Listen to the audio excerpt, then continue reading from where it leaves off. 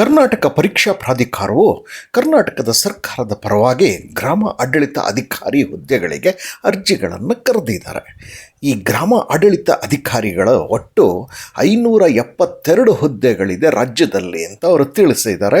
ಈ 572ರಲ್ಲಿ ಉಳಿಕೆ ಮೂಲವೃಂದವೂ ಸೇರಿದೆ ಹಾಗೂ ಕಲ್ಯಾಣ ಕರ್ನಾಟಕವೂ ಸೇರಿದೆ. ಇವುಗಳ ಬಗ್ಗೆ ಕನ್ನಡದಲ್ಲಿ ಇನ್ನಷ್ಟು ಮಾಹಿತಿಯನ್ನು ಪಡಿತಾ ಹೋಗೋಣ ಬನ್ನಿ. ಈ ಉದ್ಯೋಗದ ಮಾಹಿತಿಯನ್ನು ಕನ್ನಡದಲ್ಲಿ ನಿಮಗೆ ತರ್ತಿರೋದು I am for career channel. ಇದರ slogan my path my future.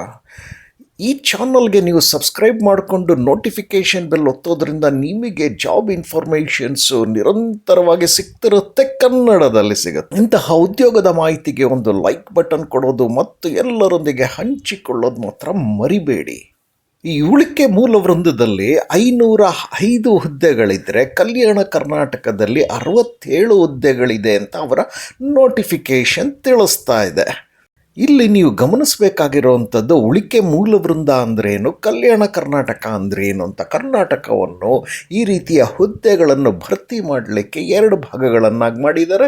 ಅದರಲ್ಲಿ ಕಲ್ಯಾಣ ಕರ್ನಾಟಕ ಅಲ್ಲಿ 7 ಜಿಲ್ಲೆಗಳು ಸೇರಿರುವಂಥ ಕಲ್ಯಾಣ ಕರ್ನಾಟಕ, ಇನ್ನು ಉಳಿದಂತೆ ಇರೋದನ್ನೇ ಉಳಿಕೆ ಮೂಲ ವೃಂದವಾಗಿರುತ್ತೆ. ವೇತನ ಶ್ರೇಣಿಯನ್ನು ನೋಡಿದರೆ 34,100ರಿಂದ ಪ್ರಾರಂಭ ಆಗುತ್ತೆ. ಇದು ಮೂಲ ವೇತನ ಆಗುತ್ತೆ, ಬೇಸಿಕ್ ಪೇ.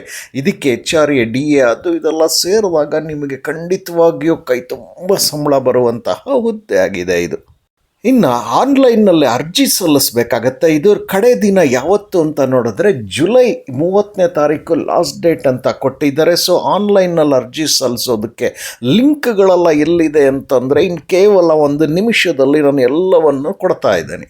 ಬಹಳ ಮುಖ್ಯವಾಗಿ ಬೇಕಾಗೋದು ಯಾರು ಅರ್ಜಿ ಸಲ್ಲಿಸಬೇಕು ಅಂದರೆ PUC ಆದಂಥವರು ಅಥವಾ ಸೆಕೆಂಡ್ PUC 12th ಸ್ಟ್ಯಾಂಡರ್ಡ್ ಆಗಿರುವಂಥವ್ರು ಮತ್ತು ತತ್ಸಮಾನವಾದಂಥದ್ದು ಸರ್ಕಾರದ ಆದೇಶದ ಪ್ರಕಾರ ಅದು ITI ಡಿಪ್ಲೊಮೊ, ಕೆಲವೊಂದು ಡಿಪ್ಲೊಮೊಗಳು ಅದಕ್ಕೆ ತತ್ಸಮಾನ ಅಂತ ಮಾನದಂಡ ಬಂದಿದ್ದರೆ ಖಂಡಿತವಾಗಿಯೂ ನೀವು ಕೂಡ ಇದಕ್ಕೆ ಅರ್ಜಿಗಳನ್ನು ಸಲ್ಲಿಸ್ಬೋದು ಅನ್ನೋದನ್ನು ತಿಳಿಸ್ತಿದ್ದಾರೆ.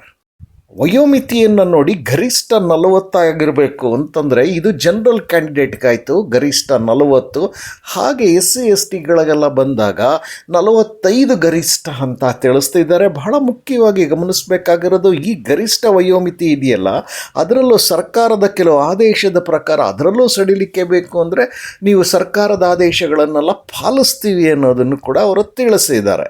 ಹಾಗಾದರೆ ಜುಲೈ 30ನೇ ತಾರೀಕು ಲಾಸ್ಟ್ ಡೇಟ್ ಆದರೆ ಲಿಖಿತ ಪರೀಕ್ಷೆ ಯಾವತ್ತು ಮಾಡ್ತಾರೆ ಅಂತಂದರೆ 4/10/2026 ಅವರು ಲಿಖಿತ ಪರೀಕ್ಷೆಯನ್ನು ಮಾಡ್ತೀವಿ ಅಂತ ಅವರು ತಿಳಿಸಿದ್ದಾರೆ.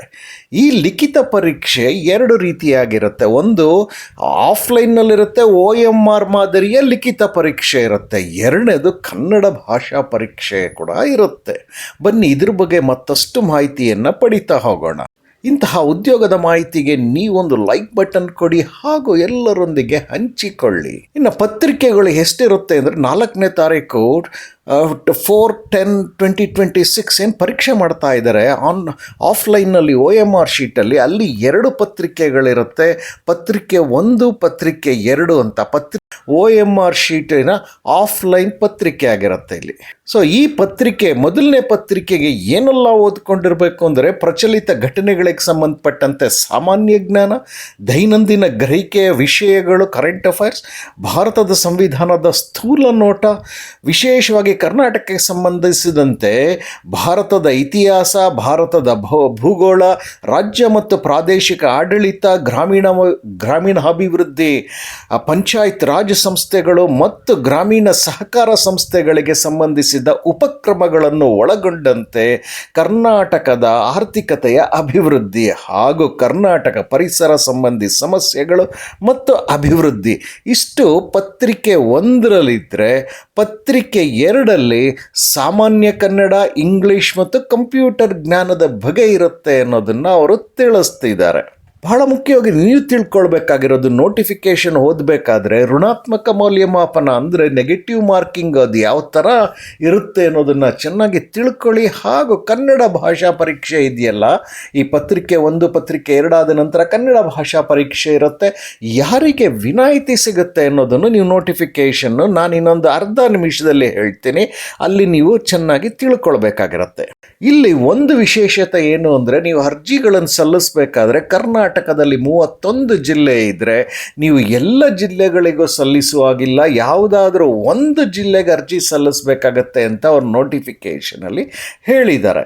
ಈ ನೋಟಿಫಿಕೇಷನ್ ಅಥವಾ ಅಡ್ವರ್ಟೈಸ್ಮೆಂಟ್ ಅವ್ರೇನು ಕೊಟ್ಟಿದ್ದಾರೆ ಅದರ ಲಿಂಕ್ ಮುಖೇನ ನೀವು ಹೋದಾಗ ಅದನ್ನು ಕನಿಷ್ಠ 2 ಬಾರಿ ಆದರೂ ಓದಿ ಅಂತ ನಾವು ಹೇಳ್ತೀವಿ. ಯಾಕೆ ಅಂತಂದರೆ ಹಲವು ರೀತಿಯ ಮೀಸಲಾತಿಗಳಿರುತ್ತೆ, ಹಾಗೂ ಅರ್ಜಿ ಸಲ್ಲಿಸುವ ವಿಧಾನ ಇರುತ್ತೆ, ಶೈಕ್ಷಣಿಕವಾಗಿ ಏನು ಓದಿರಬೇಕು ಅದರ ತತ್ಸಮಾನ ಪರೀಕ್ಷೆಗಳು ಅಂದರೆ ಯಾವುದ್ಯಾವುದು ಅಂತ ತಿಳಿಯುತ್ತೆ, ಸಂಬಳದ ಬಗ್ಗೆ ಗೊತ್ತಾಗತ್ತೆ, ಪರೀಕ್ಷಾ ವಿಧಾನಗಳ ಬಗ್ಗೆ ಆಗುತ್ತೆ, ಎಷ್ಟು ಅಂಕದ ಪರೀಕ್ಷೆಗಳಿರುತ್ತೆ, ಎಷ್ಟು ಸಮಯ ನೀಡ್ತಾರೆ ಅದಕ್ಕೆ, ಈ ಥರ ಸಾಕಷ್ಟು ಮಾಹಿತಿಗಳು ನಿಮಗೆ ಸಿಗೋದ್ರಿಂದ ನೀವು ನೋಟಿಫಿಕೇಷನ್ ಅಥವಾ ಅಡ್ವರ್ಟೈಸ್ಮೆಂಟ್ನ 2 ಸರಿ ಆದರೂ ಓದಿ ಅಂತ ನಾವು ತಿಳಿಸ್ತೇವೆ.